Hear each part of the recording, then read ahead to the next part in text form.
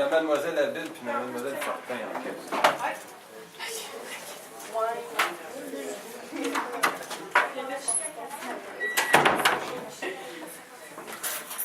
On a jusqu'à 55. Il n'est pas 10, il était 20. Tu te trompes tout le temps, Oh photo? my god, il est 20, il est 40. Ok. C'est bon. Tu réponds à leurs questions. Fait que, mademoiselle, quand vous êtes prête. Ok. Bon, ben, bonjour tout le monde. Bonjour. Nous, on va vous parler PTSD de l'abus sexuel. Moi, c'est Chloé. Émilie. Léa. Alicia. C'est ça. C'est quoi votre sigle? TTSD? PTSD. On va l'expliquer tantôt. ok. Ouais, c'est ça. On va juste commencer par une petite vidéo pour vous mettre en contexte, puis après ça, on va rentrer dans le sujet. Si vous avez des questions, vous pouvez lever la main, on va vous répondre, il n'y a pas de problème.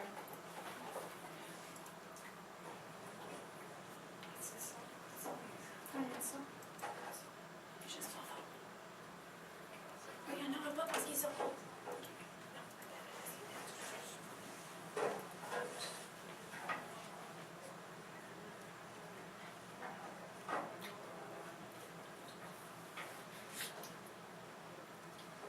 Félix, viens dans ma chambre.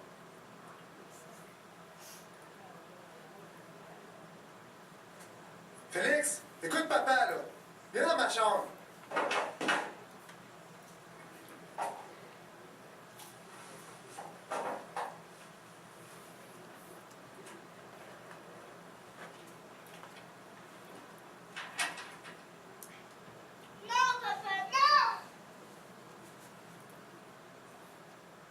L'abus sexuel est inacceptable.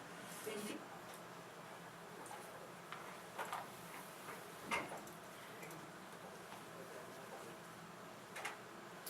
Qu'est-ce qu'un PTSD? Ça veut dire Post-Traumatic Stress Disorder. Dans le fond, c'est un trouble de stress post-traumatique. C'est lorsqu'on vit un événement marquant qui nous a vraiment provoqué un gros stress, comme les gens qui vont à l'armée, lorsqu'on est présent d'une fusillade, on vit de l'abus sexuel. Il y a plusieurs événements. Puis c'est quelque chose dans le fond, qui nous a vraiment marqué. Puis ça revient par après. On vit des conséquences de ça. Dans le fond, en gros, c'est ça le PTSD. Au début, on va vous parler en général un PTSD pour vous mettre en contexte, un peu vous expliquer, puis après ça, on va vraiment spécifier PTSD après un abus sexuel. Dans le fond, les symptômes après un PTSD, ça va toucher la mémoire. On va avoir tendance à s'en sauver de différentes façons, donc d'éviter de régler le problème et de faire face à ça. Ça va affecter nos sentiments puis nos comportements. Dans le fond, pour la mémoire, on va avoir des flashbacks et des rêves intenses de l'événement. Puis aussi, il peut y avoir des affaires qui vont nous rappeler de l'événement, que ce soit des sons, des places, des personnes. Puis ça peut susciter des réactions de stress intenses. Ensuite, pour se sauver du problème, dans le fond, on va éviter d'en parler et d'y penser. C'est pour ça que les gens, c'est difficile de les aider parce qu'ils ne vont pas nommer leurs problèmes. Puis aussi, on va éviter, comme j'ai dit tout à l'heure, des places, des personnes, des activités qui vont nous rappeler de ça afin d'éviter d'avoir des flashbacks. De plus, ça va affecter nos sentiments en voulant dire qu'on va développer un manque de confiance en soi puis dans les autres. On va devenir méfiant un peu.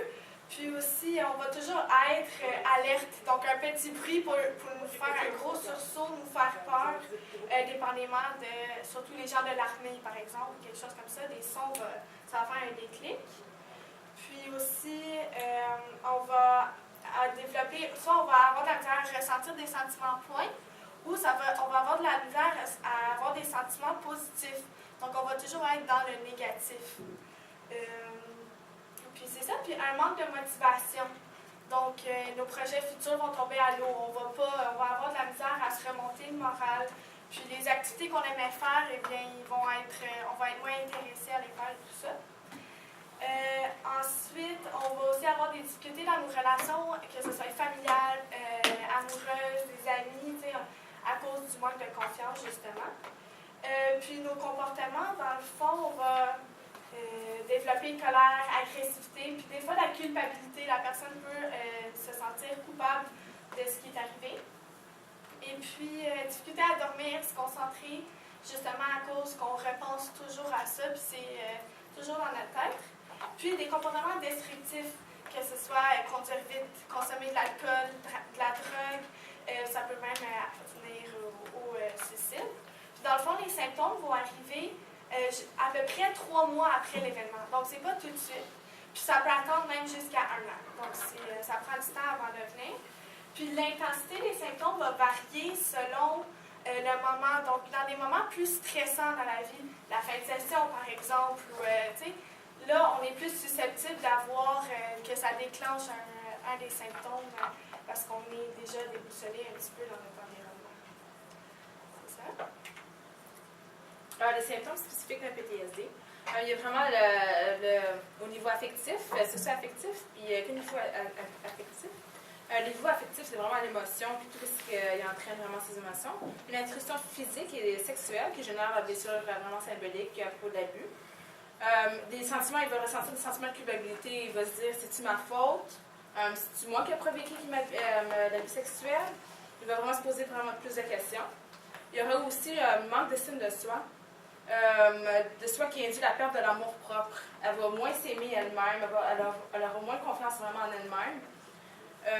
Puis le niveau socio-affectif, ça se rapporte vraiment à l'affectivité dans les relations, dans l'environnement social. Il y aura aussi la reproduction des attitudes abusives de la génération suivante. Il va ressentir des troubles relationnels qui entraînent des problèmes de sociabilité. Elle sera moins ouverte avec les autres, elle sera plus renfermée vraiment. Le niveau affectif, c'est vraiment mentalement de la personne. Elle aura une confusion psychique intimement liée à l'inversion des rôles générationnels. Elle aura un trouble d'identité. Un blocage de processus psychique qui vient enrayer la pensée et le raisonnement. Elle aura aussi des mécanismes d'identification de l'abuseur. Le fait d'avoir été abusée peut avoir des effets sur elle-même. Elle peut se dire, ben j'ai été abusée, fait pourquoi je n'irais pas dans la prostitution? Elle va plus se prostituer, ça va vraiment l'amener dans ce chemin-là. Il y aura aussi le changement de comportement. Elle va subir beaucoup de changements de comportement. Elle sera moins ouverte, elle va s'isoler plus. Elle n'aura pas une appétit comme d'habitude, elle ne va plus manger. Elle va refuser la tendresse des autres. Elle ne raconte pas ses journées, ne dit pas comme ce qu'elle fait. Elle aura peur de montrer vraiment son corps à quelqu'un. Comme si quelqu'un la voit nue, elle va...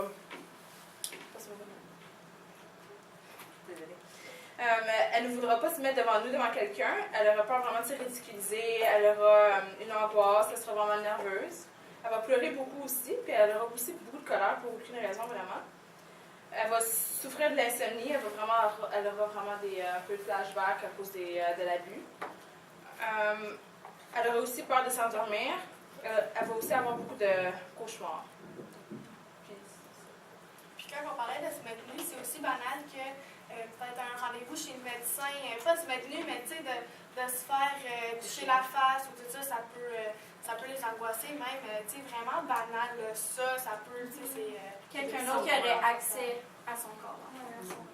Pas nécessairement des attouchements, mais juste des affaires banales. C'est ça, sinon,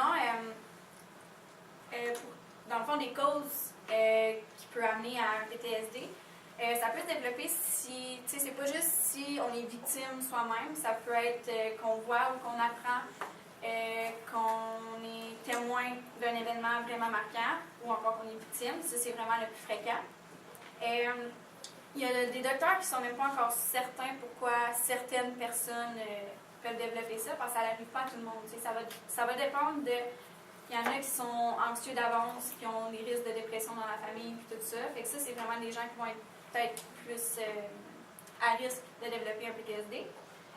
Sinon, il y a aussi dans quel environnement la personne a grandi. Dans le fond, comment ça allait avec la famille, les parents, s'ils étaient vraiment sévères, s'il a vécu des abus ou de la violence physique quand il était jeune. Il peut être aussi à risque de développer ça plus tard, parce qu'un traumatisme qui est arrivé peut-être quand la personne avait 3 ans, ça aurait pu le marquer pour le restant de sa vie. Le tempérament de la personne, ça va être quelqu'un, dans le fond, qui est plus renfermé sur soi-même, qui est moins ouvert à aller parler aux autres, puis qui garde tout pour lui. Tu sais, quelqu'un qui est gêné, puis tout ça, peut être plus à risque que quelqu'un qui est capable de parler de ses problèmes. qui est capable d'aller vers les autres. Quelqu'un, dans le fond, qui est plus calme et moins stressé. Aussi, il y a la façon dont le cerveau va gérer les hormones sécrétées lors des situations de stress. Il y a du monde qui gère très très bien le stress, puis d'autres qui perdent complètement le contrôle. C'est ça, toutes les personnes, dans le fond, les personnes de tout âge sont à risque. C'est sûr que une fois adulte, c'est plus facile de se rendre à ce point-là parce qu'on est plus conscient des événements. Puis aussi, on a beaucoup de facteurs un petit peu plus stressants dans ces âges-là. On est plus conscient de, par exemple, ce qui se passe au travail, ce qui se passe avec la famille, ce qui se passe avec les amis, puis tout ça. Tandis qu'un enfant, c'est sûr qu'un enfant qui a vécu un abus sexuel, ça peut le suivre tout le restant de sa vie. Mais si on parle juste de l'enfant a été témoin d'un accident de voiture, par exemple. Il peut avoir des petits flashbacks, mais ça ne soit pas aussi clair qu'un adulte qui a vécu un accident de voiture, par exemple. C'est ça, les sortes d'événements traumatisants. Ah oui, avant ça, les adultes qui sont conscients qu'il y a du stress au travail, qui n'ont pas nécessairement le support de la famille. Des gens qui sont vraiment plus seuls, pas solitaires par choix, là, mais ils n'ont pas tout le monde, ils n'ont pas de famille nécessairement, ils n'ont pas leurs amis qui sont là pour les épauler. Aussi, si dans la famille, comme je disais tantôt, il y a des risques comme si, par exemple, des grands-parents ou des parents ont des dépressions, ils peuvent à risque d'en avoir aussi. Puis ça, c'est des gens qui sont plus vulnérables à peut-être développer un PTSD s'ils sont exposés à un événement traumatisant. Les gens qui sont dans le militaire, comme on a dit tantôt, qui voient, par exemple, un ami se faire tirer, ça va rester dans leur tête, ou juste le bruit d'un bombardement, qui peut-être quand ils vont revenir dans leur milieu naturel, dans leur milieu quotidien, ils vont entendre un gros bruit, puis ça va leur rappeler ça, puis là, ils vont être vraiment stressés, puis des affaires comme ça. J'ai un cas d'une de mes tantes qui avait sorti avec un militaire aussi, puis lui, il était vraiment comme, fallait que toutes ses affaires soient super bien placées, puis tu sais, le linge, fallait qu'il soit plié égal, puis tout ça, tu sais, c'est des affaires qui restent, puis qui amènent à un PTSD. Les gens qui sont fixés sur un objectif, puis qui vont tout le temps penser à ce qui les a vraiment marqués auparavant. Et aussi, j'écoute beaucoup d'émissions par rapport à ces affaires-là, d'une fille qui s'était faite abuser sexuellement toute son enfance par son père. Puis, je pense qu'elle n'a pas parlé jusqu'à temps qu'elle ait 18 ans. C'est sa sœur, en fait, qui l'a dénoncé parce qu'ils l'ont su. Ses sœurs ont remarqué qu'elle se faisait abuser quand elle avait 16 ans, mais ils l'ont dit juste 2 ans plus tard. Puis, cette fille-là, qui a tout le temps été abusée par son père, était vue un petit peu comme un daddy's little girl, là, comme elle était tout le temps avec son père et tout. Fait que la famille ne remarquait pas qu'il se passait des choses comme ça. Puis, c'est ça, dans le fond, elle se faisait abuser et tout ça. Puis, elle n'en avait jamais parlé. Puis, ses sœurs l'ont dit seulement 2 ans après l'avoir su. Puis, encore aujourd'hui, la fille, son père est en prison, mais la fille souhaite que son père sorte de prison. Parce qu'elle dit, c'est mon père, je l'aime. Elle a connu rien d'autre que ça. Puis, pour elle, elle sait que c'est mal ce que son père a fait, mais son père reste son père. Elle n'en voudra pas. Puis pour moi, personnellement, j'ai trouvé ça vraiment comme... C'est moyen parce que les gens ne peuvent pas vraiment le comprendre, mais c'est aussi des choses qui vont marquer la personne, qui vont rester dans sa tête, qui ne seront pas nécessairement capables de comprendre la réalité, puis ce qui est bien ou ce qui est mal. Aussi, des attaques physiques de quelqu'un qui peut t'attaquer dans la rue ou quelque chose qui nous fait juste vraiment peur puis qui peut vraiment nous marquer dans le fond. Se faire menacer avec des armes, juste de savoir que quelqu'un d'autre a ta vie entre ses mains, que c'est plus toi qui as le contrôle, ça aussi, ça peut avoir un effet là-dessus. Être témoin d'incendie ou de vol, d'accident, recevoir un diagnostic d'une maladie qui peut être vraiment... comment on dit ça? C'est grave. Oui, une maladie grave, là, dans le fond. Qui va changer ta vie. Ouais, Qui va changer ton mode de vie, qui va ébranler ton Oui, c'est ça, exactement.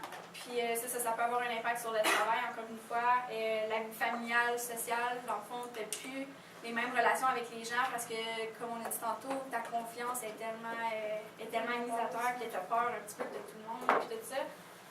Ça peut aussi amener à des problèmes de consommation, drogue, alcool, des problèmes alimentaires, puis finalement encore des pensées suicidaires. Je me tue Ouais. les deux. On a des petites vidéos de personnes qui parlent un peu de qu'est-ce qu'ils ont vécu. On en a un qui est le premier enfant qui va jouer, c'est une Bonne soirée, mesdames et messieurs. On commence ce soir avec une histoire intéressante. On commence ce soir avec l'histoire intéressante. C'est un homme de Québec qui a été condamné dans les droits de choisir sa fillette. Il était puissante. Vous pouvez faire face à cette Oui, situation. puis alors, je l'ai rencontré, cette dame, cette mère de famille d'une fillette de 8 ans. Elle habite la région de Québec et elle est dans tous ses états, mais elle est aussi très fragile, très désemparée. L'abuseur de sa fille a toujours droit de voir son enfant alors qu'il est déclaré délinquant sexuel. Alors, c'est assez particulier. Est-ce qu'elle peut l'empêcher? Mais écoutez, il y a peut-être une façon de passer par les voies politiques. Voici mon reportage. Cette mère d'une fillette de 8 ans est bouleversée. Elle ne comprend pas pourquoi son ex-conjoint peut encore voir sa fille, même s'il a été reconnu coupable d'agression sexuelle sur cette dernière. Je me sens mal, étant donné que d'être obligée de porter mon enfant vers celui qui l'a abusé. Surtout que lui, il ne reconnaît pas là, les faits. L'individu a écopé de 90 jours de prison à purger les week-ends pour lui permettre de travailler. Il est inscrit au registre des délinquants sexuels, mais malgré cela, la DPJ de son côté juge bon que le père puisse voir sa fille des visites de 3 heures par semaine sous supervision. Pour l'enfant, son parent est important. Les parents qui posent des gestes inadéquats, l'enfant continue quand même à aimer son père, mais à désapprouver les gestes. Certains spécialistes pensent que ça peut être bon pour l'enfant. Je ne veux rien banaliser, là, mais on parle probablement d'un seul geste sommaire pour qu'il y ait une aussi courte peine en 2012. Donc, on considère que peut-être que l'enfant est moins traumatisé. Mais il n'a pas le droit de voir les autres enfants, mais il a le droit de voir sa victime. C'est pour ça que j'ai du dégoût envers ça. Je comprends pas. La mère s'est rendue rencontrer la députée de la coalition Avenir Québec, Sylvie Roy, qui a traité des dossiers de la DPJ. Elle lui offre son aide. C'est une belle illustration du chevauchement de plusieurs tribunaux, puis de quelqu'un qui est au cœur de tout ça, puis qui se sent désemparé. Qu'est-ce que vous espérez? Que ça change. Que la justice change. Cette mère fera tout pour protéger sa fille. Elle a l'impression de vivre un cauchemar. Elle espère se réveiller très bientôt. Dani Côté, TVA Nouvelles, à Québec. Comment on peut voir ça? Dans le fond, le père il a abusé de sa fille, puis il a juste eu 90 jours de prison à purger les fins de semaine pour qu'il puisse continuer à travailler, puis encore le droit de voir sa fille 3 heures par semaine. On voit déjà là, puis tu sais, la personne dit je veux pas banaliser, mais ça doit pas être si grave que ça, mais d'après moi, il n'y a pas de gravité dans les gestes. Un abus sexuel, ça reste un abus sexuel. Que ce soit, tu sais, l'abus sexuel, il y a beaucoup de gens qui vont penser que c'est pénétration. Mais c'est pas juste ça, c'est des attouchements ou juste des propos, même des fois que ça peut être comme déplacé un petit peu. Mais c'est ça, dans cette vidéo-là, on voit aussi que ça touche d'autres membres. C'est pas seulement la petite fille que ça a pu traumatiser, la mère de la petite fille qui sait que son conjoint, mais son ex-conjoint, a abusé de sa petite fille, là, ça va rester marqué tout le reste de sa vie. Fait que c'est pas seulement la victime, c'est aussi l'entourage qui peut être affecté par ces affaires-là. Ça démontre aussi comment c'est important d'en parler, justement, parce que il y a des affaires comme ça que ça a suscité des réactions dans la salle, qu'on a dit, bon, ben ça n'a pas de bon sens, pourquoi c'est comme ça. Les gens ne comprennent pas nécessairement la sévérité de l'effet que ça peut avoir sur cet enfant-là. Donc, c'est pour ça qu'il faut faire des présentations comme ça, puis d'en parler pour avoir un impact, puis peut-être pouvoir changer les choses, puis aider ces gens qui sont en prise comme ça. On en a un autre. Et c'est un vidéo d'une... On voit plus que ça a bouleversé sa vie. Là. On voit que ça a eu un impact sur sa vie. Ça s'est passé en Afrique, par contre, mais c'est quand même... C'est un numéro.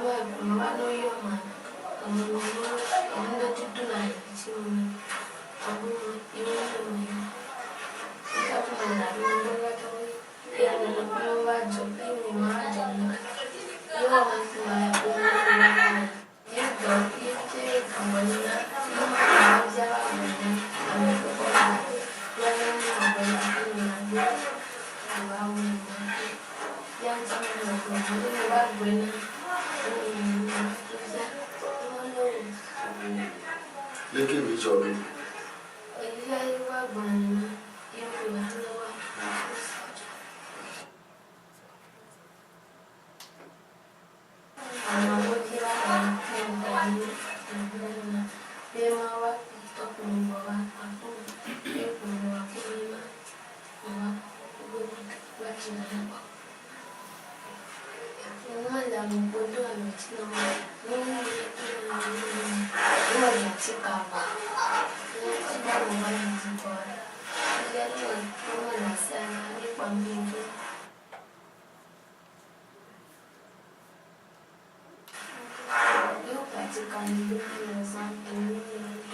On va l'arrêter là parce que c'est pas un organisme ici, là, mais c'est le même type d'organisme qu'on aurait ici. Mais dans le fond, cette fille-là, ce qu'on a oublié de dire tantôt, c'est vraiment, tu sais, on comprend, il y a beaucoup de personnes qui ne comprennent pas pourquoi les victimes d'abus sexuels ne parlent pas et qui gardent ça pour eux. Mais comme elle l'a dit, souvent, c'est soit de la honte ou ils vont être menacés. Comme, tu sais, elle, si elle parlait, elle risquait de se faire tuer, puis toute sa famille risquait de se faire tuer. Fait que je comprends des affaires comme ça.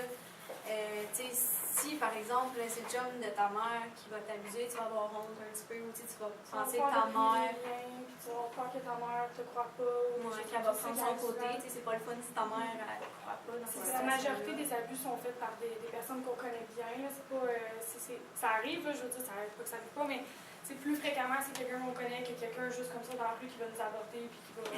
c'est plus souvent quelqu'un qu'on connaît, fait qu'on a... Des fois, c'est de la honte envers les gens, les autres gens, on a peur de briser les liens, on a peur de... C'est aussi le sentiment de culpabilité. La personne va peut-être pas le dire parce qu'elle va dire « Ah ben c'est ma faute, je l'ai mérité, j'ai fait quelque chose pour mériter ça, donc je peux pas aller en parler, ben, c'est elle qui va être dans le trouble, mais c'est de ma faute. » Fait qu'il y a le sentiment de culpabilité aussi qui entre dans le jeu sur pourquoi les gens ont peur d'en parler. Puis comme souvent les victimes vont se dire genre c'est peut-être mieux que je me ferme ma gueule que de faire tuer toute ma famille. T'sais. Ils vont dire comme pourquoi risquer de perdre tous ceux que j'aime si je peux garder ça pour moi puis que tout le monde soit safe, genre mais que moi je me tue à l'intérieur, tu sais. C'est souvent des dilemmes comme ça auxquels ils doivent faire face. Puis on a un dernier vidéo.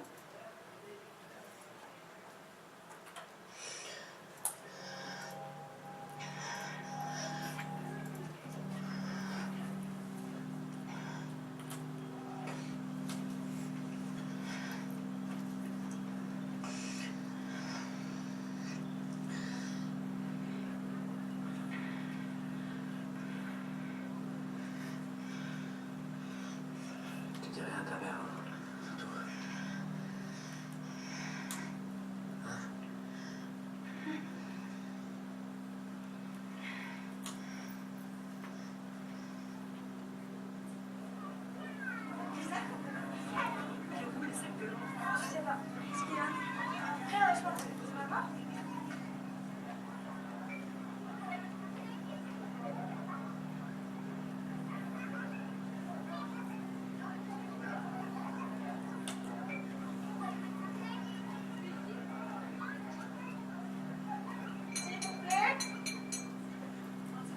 La semaine dernière.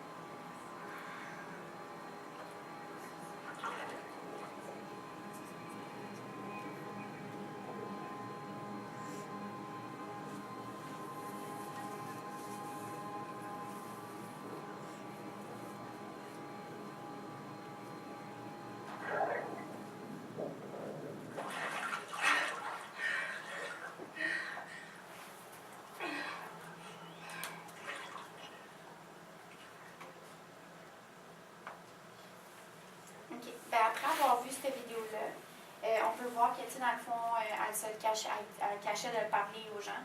Puis dans le fond, mais briser le silence lorsqu'on se fait agresser, ça permet, dans le fond, de surmonter la honte reliée au secret qui vous isole, d'avancer, de traverser l'étape du déni de l'agression sexuelle et de reconnaître la réalité, de vous donner la possibilité de vous faire comprendre et aider, de raconter des expériences à des personnes compatisantes qui reconnaissent votre vécu, d'être en contact avec vos émotions, d'avoir des outils pour réduire les conséquences de l'agression sexuelle. Dans le fond, lorsqu'on connaît quelqu'un qui vit ce stress-là, on a plusieurs étapes qu'il peut faire pour aider la personne. La première étape, c'est vraiment écouter la personne. Écouter la victime, à dire sans porter de jugement, laisser exprimer dans ses mots et sa façon, à son rythme, surtout pas la forcer. La croire ce que la victime nous dit. C'est son vécu, c'est sa perception. Pour l'instant, dans le fond, à première vue, quand vous savez ce qui se passe, c'est pas la juger, mais vraiment la laisser aller à son rythme, puis se centrer sur ce qu'elle vit et non ce que vous en pensez. Recevoir, dans le fond, les informations, c'est recevoir sans minimiser ni amplifier les faits, les émotions, les conséquences. Encourager ses forces, fait que vraiment valoriser les bons coups de la victime, souligner ses forces, son courage d'en parler. Être supportant, vous montrer disponible, que ce soit pour parler ou accompagner la victime. Si vous vous sentez incapable de l'aider, il est important de lui dire et de l'aider à trouver une autre personne qui en sera en mesure de le faire pour elle. La déculpabiliser, vu que, tu sais, comme on a dit tantôt, si vraiment vous avez honte de ça, fait que faire comprendre à la victime que ce n'est pas de sa faute si elle a subi une agression sexuelle, que l'agresseur est entièrement responsable de ses actes, c'est sa responsabilité à elle et c'est de prendre soin d'elle. Aussi, c'est favoriser son autonomie, aider la victime à reprendre du pouvoir sur sa vie, fait que pas laisser tomber, comme on a dit tantôt, perdre l'estime en elle, puis tout laisser tomber à l'eau. Tout en étant présent, lui donner de l'espace pour respirer, pour reprendre son niveau de fonctionnement habituel. Pour finir, on peut valider ses émotions, aider la victime à exprimer ce qu'elle ressent en normalisant ses réactions, émotions et sentiments. Il y a certaines ressources qui sont là pour aider les personnes. Il y a les C3S, là, si vous savez pas c'est quoi, Centre de santé, services sociaux de Gatineau. Les hôpitaux. Ensuite de ça, on a Ordre des psychologues du Québec. Ça permet d'identifier les psychologues offrant les services de santé selon la région et l'expertise. On a la clinique pour victimes d'agressions sexuelles. Il y en a une à Montréal, à l'hôpital Hôtel-Dieu. Puis on a les centres d'aide et de lutte contre les agressions à caractère sexuel. Puis on a centre d'aide aux victimes d'actes criminels. Ça, c'est certaines ressources. Il y en a plusieurs, mais ça, c'est ceux qu'on a trouvés. On a aussi partage au masculin qui est une ressource pour les hommes. Puis, parce qu'il y a aussi des hommes qui sont victimes d'abus sexuels. Puis, t'avais-tu dit SIAS? Oui, c'est ça. Fait que dans le fond, tout ça pour dire que pour aider ces gens-là, le plus important, c'est d'être là pour eux, de les écouter, puis aussi de les encourager à en parler à un professionnel, un spécialiste qui va pouvoir les aider à travers ça, comme il faut et tout ça. Tu sais, c'est sûr qu'il y a des réactions à ne pas avoir. Par exemple, si tu t'en vas avoir un moment intime avec ton copain ou ta copine, puis elle a une réaction, elle n'est pas capable, mais c'est pas faire comme, ben voyons donc, passe à travers, là, c'est pas grave, c'est vraiment de supporter la personne, puis de le comprendre, puis d'être de son bord, puis de l'écouter pour qu'elle soit encouragée, puis qu'elle voit que c'est bien d'en parler, puis que c'est correct d'en parler, parce que sinon, ne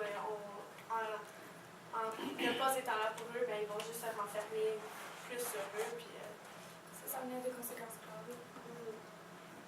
C'est ça.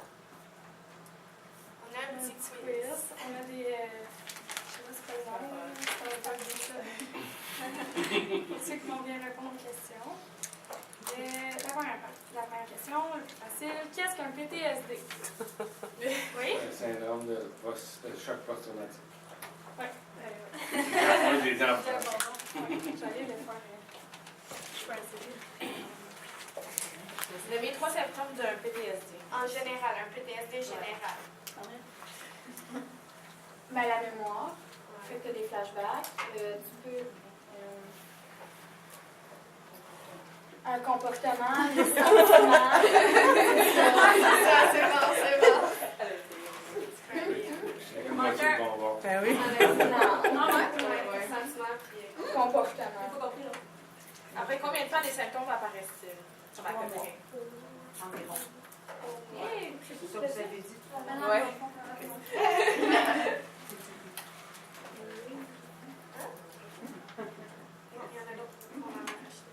Qui peut être affecté par un PTSD? Tout le monde. Tout le monde est venu. Tout le monde. Tout le monde. Qui a dit tout le monde? Tout le monde a dit tout le monde. Ouais. Avec tout le monde. Quel organisme sont en lien avec le PTSD? Oui. Sandrine? Le SIA. Oui, c'est 3 S. Il n'y a pas juste Gatineau, hein? Il y a 5. Audrey en a un aussi avec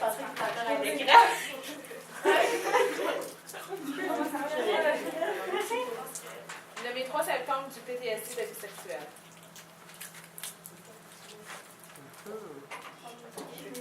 La perte de confiance en soi. Ouais. La peur d'intimité. Puis souvent, ces gens-là peuvent avoir peur d'être nus devant quelqu'un. Oui.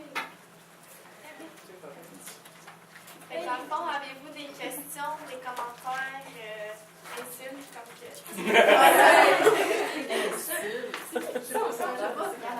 Thierry qui semble que c'est ça.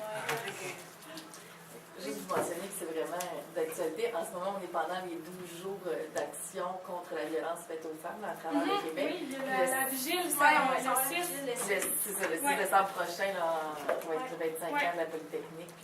Exactement, c'est la vigile. Ça tombe très bien, votre sujet. L'église déjà? Il nous avait demandé d'aller dire un mot. Je savais pas qu'il y en avait une avec la vigile. Oui, c'est à chaque année, je pense. Je ne me rappelle pas c'est où. C'est à Gatineau, là, c'est à une église. J'ai les informations sur un papier. Une église quelque part à Gatineau. Oui, c'est ça, il y en a pas, il y en a plus juste ça. L'église de Gatineau. Autre chose? Oui. Avez-vous lu les articles dans la presse de samedi? Les 3 cas, 3 femmes qui sont restées avec leurs conjoints abuseurs de leurs propres enfants. C'est parce qu'elle disait, dans le fond, je l'aime encore, puis il a reconnu ses torts. Elle disait ça, les dames. Mais les enfants ne veulent plus avoir de lien avec même leur mère, parce que c'est comme si elle prenait son parti. Mais c'est ça, c'est une autre raison pourquoi l'enfant va rien C'est dire. ça, Yves nous avait donné un exemple en classe justement d'une mère qui disait que c'était la fille qui l'avait provoqué, qui cruisait son chum, tu sais, fait que c'était de sa faute. Donc c'est tous des cas de même que c'est insensé un petit peu. On a beau pas comprendre, nous, d'une certaine façon, mais il y a tout le temps des explications, ça va donner raison. Il faut tout le temps creuser, creusez pas. Là, j'ai une intervention.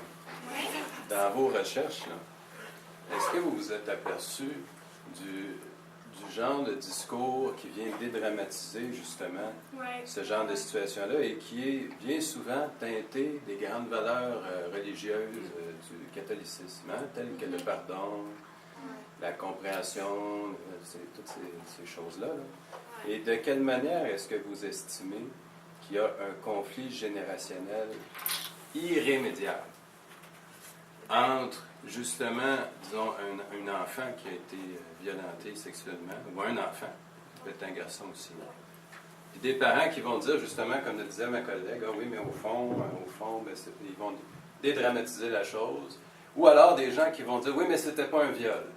Hein, vous avez parlé de ça tout à l'heure, on avait dit, oui, ça peut être juste des attouchements ou tout ça. Comment vous pensez, est-ce que vous pensez que ça peut être résolu, une chose comme ça? Moi, je pense que oui. Plus qu'on en parle, plus que les gens vont être sensibilisés à ça. J'ai mal posé ma question. Ce que je veux dire, c'est que l'enfant à qui c'est arrivé, qui devient, disons, un adulte, ou un adulte à qui c'est arrivé, on est en train de lui demander de pardonner à la fois à l'agresseur, mais en plus à ses parents, ou aux parents qui ne l'ont pas secondé puis qui ne l'ont pas défendu. Donc, il nie 2 fois ce qui lui est arrivé. Au nom de quoi? Au nom de la religion, de la famille, le fait qu'on veut rester. Tu ne trouvez pas que c'est un peu, excusez l'expression, là, mais schizophrénique? Ben, c'est complètement stupide. Mais je pense que, justement, quand vous parlez de religion, tout ça, les parents et tout, qui vont banaliser un peu la situation, vont dire, ah, ben, justement, ils s'est utilisé, tout ça, ils ont vieilli, ils ont grandi dans la religion, donc pour eux, c'est ancré dans leur tête. Puis, puisqu'ils sont déjà adultes, ça va être difficile de changer ça, puis ça a des répercussions directes sur l'enfant qui va se sentir obligé de le pardonner et tout ça. Alors, à partir de ce moment-là, est-ce qu'on ne peut pas se poser la question suivante? L'amour d'un parent pour un enfant, il est irrémédiable.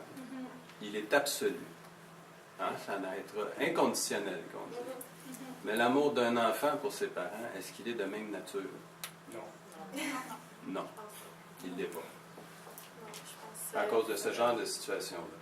Mais je dirais que même dans une situation comme ça, l'amour d'un parent envers son enfant ne peut pas vraiment être inconditionnel. Selon moi, là, dans des situations comme ça, donc c'est pas seulement l'enfant envers son enfant. Vous avez raison.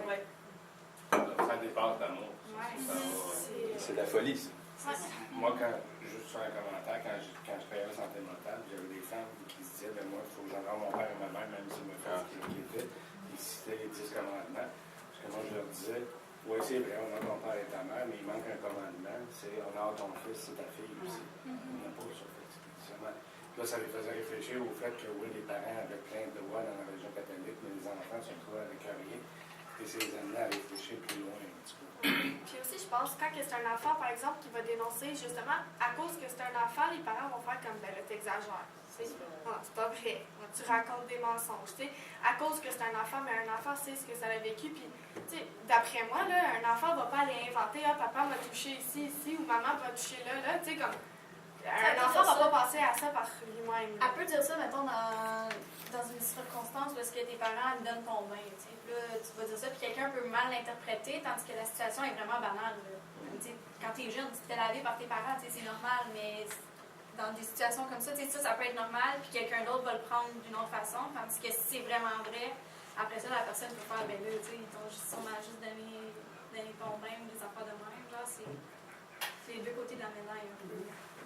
C'est vraiment un sujet qui est touché, puis que justement c'est controversé, puis il y a différentes facettes, et c'est pour ça qu'il faut en parler, puis faire de la sensibilisation pour vraiment aider les gens qui sont pris dans ce cercle vicieux de je le dis, je le dis pas. Ouais. Moi, je pense que c'est ça, il n'y avait pas d'autre chose. Ben, merci. C'était bon. Merci. Est-ce que vous faites une évaluation de votre présentation? Ben, c'était pas mal ça, quand on a demandé. Ah, OK.